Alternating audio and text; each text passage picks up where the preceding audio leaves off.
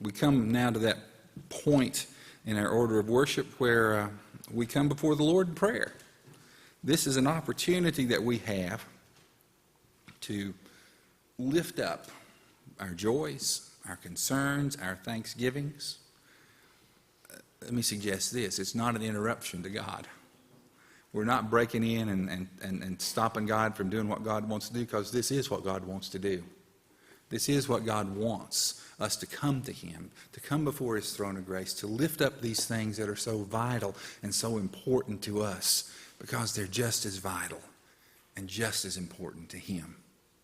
And so as we come together in prayer this morning, what are the joys, what are the concerns, what are the thanksgivings that you want to share with one another today? Christy?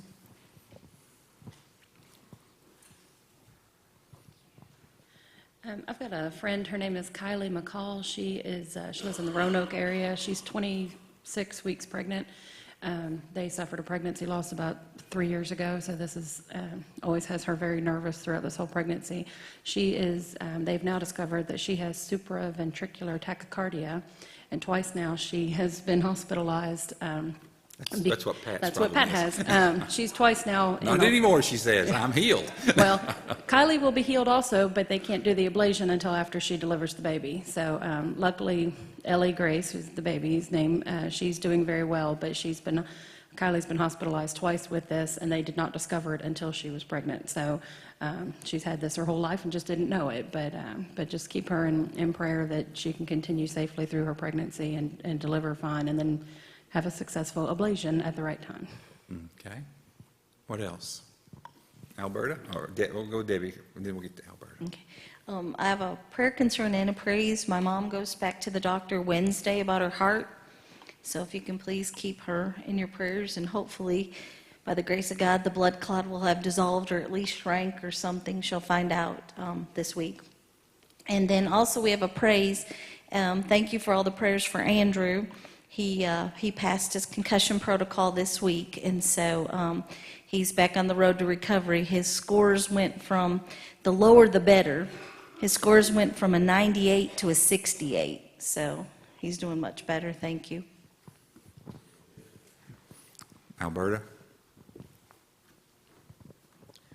I'd like to ask for prayer for my friend Donna Irvin and her family in the loss of her grandson Tyler Flannery in the kayak accident. Okay. I just want to ask prayer for my nephew's son, which I imagine makes him my great nephew. He's having some medical issues right now. He's 23, just turned 23, our Sydney's age actually, and he's having some medical issues. He's been in the hospital with full workup with blood, and I can't quite explain what's going on. So I just ask for prayers for the doctor to have clear vision and discernment to know what's going on. Okay. Kathleen, behind you. I'd like to report that we had a very successful yard sale this past week, and I want to thank everybody that came to help with it. And we had 3 that wasn't able to work it: Betty Fleener, Peggy Beverly, and Ann Nichols. But we struggled through it, and we need to really thank Debbie and her boys for cleaning the fellowship hall for us yesterday and this morning. We were too tuckered out to do it. Thanks all of you for your help. Anyone else? Terry, our Wise County students are starting SOLs this week, and we need to pray for patience and a calming as the students and the teachers go into this time. It's so stressful for them, and it's a shame it has to be that way. So hopefully they'll all get through it and have a peaceful journey with it. Okay. SOL time. What else? Ashley, get it down to her.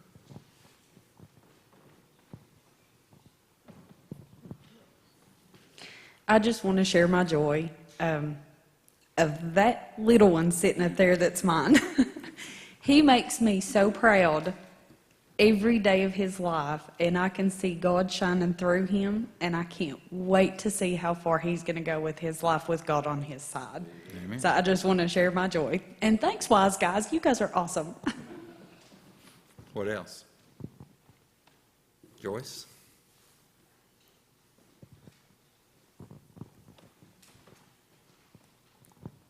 I have two praise reports.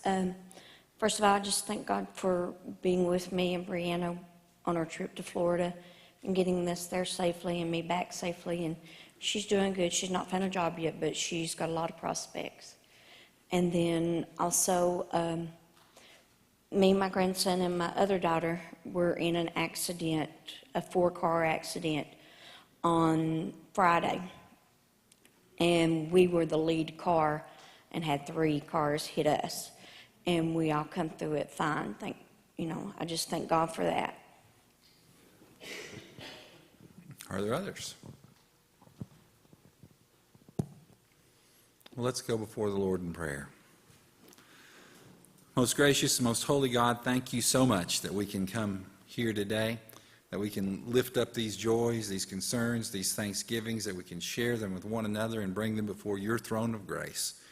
We just ask that you would move and bring healing, that you'd give guidance, that you'd show your love to us all, most gracious Lord. Be with those concerns also that are unspoken in our hearts. We know that you hear those cries, those pleas that we might be uttering in silence, hoping that you would move. And so we give you permission to move, Lord. Move in our lives and let your Spirit touch us and guide us. Help us to feel all the things that you're doing for us. Help us to make a difference, Lord, in the lives of the people that we meet and the community in which we live. We ask these things in the name of Christ, who has taught us to pray. Our Father, heaven, hallowed be thy name. Thy kingdom come, thy will be done, on earth as it is in heaven. Give us this day our daily bread, and forgive us our trespasses, as we forgive those who trespass against us. And lead us not into temptation, but deliver us from evil. For thine is the kingdom, and the power, and the glory forever. Amen.